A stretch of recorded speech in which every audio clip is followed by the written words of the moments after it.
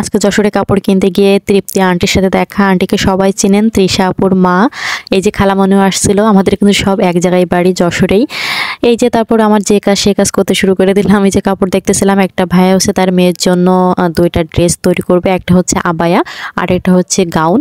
তো আমি আবায়ার জন্য হচ্ছে কাপড় দেখতেছিলাম। তো আমি জর্জেটের ভিতর এই যে দেখতে পাচ্ছেন ক্রেপ জর্জেট ড্রাই ওয়াশ যে কাপড়গুলো, এগুলো দেখতেছিলাম। তো এই ড্রেসগুলো মানে এই কাপড়গুলো এতটা সুন্দর, মানে হাত না দিলে বুঝতে পারবেন না। আমি দেখাচ্ছি, দেখে অনেকটা বুঝতে পারতেছেন কেমন সুন্দর। তো আমরা দেখতে দেখতে আমার হচ্ছে এই লালটা বেশি পছন্দ হলো, যেহেতু 7 বছর বেবির জন্য হবে। তো আমি হচ্ছে এই কাপড়টাই 2 গজ কাপড় নিলাম আবায়ের জন্য, ওর 2 গজে হয়ে যাবে। তো আমি হচ্ছে আবায়ের সামনে একটু হচ্ছে ডিজাইন দিব, তার জন্য হচ্ছে এই যে লাল যে এই কাপড়টা দেখতে পাচ্ছেন, এই যে গুজরাটি, এটাই দিলাম। তো এই যে দেখেন আমার কিন্তু তৈরি করা হয়ে গেল। এই যে আবায়াটা দেখতে পাচ্ছেন অনেক সুন্দর, পিছনে কিন্তু চেন ছিল, আর এই যে সামনে কিন্তু এই যে কুচি দেওয়া ছিল। আর এই যে সামনে যে কাপড় নিয়েছিলাম ডিজাইন করার জন্য, সেটা তো দিলামই। তো আমি টলের গায়ে একটু পরায় দেখাই কেমন লাগে, অনেক সুন্দর লাগছিল। আর এই যে এই গাউনটা তোমরা আগেও দেখছো, তো এইটাও অর্ডার ছিল আপুর। তো আমি এবার হচ্ছে কালো বেল্ট দিয়ে দেখতেছিলাম কেমন লাগে, কালো বেল্ট দিয়েছিলাম এবার।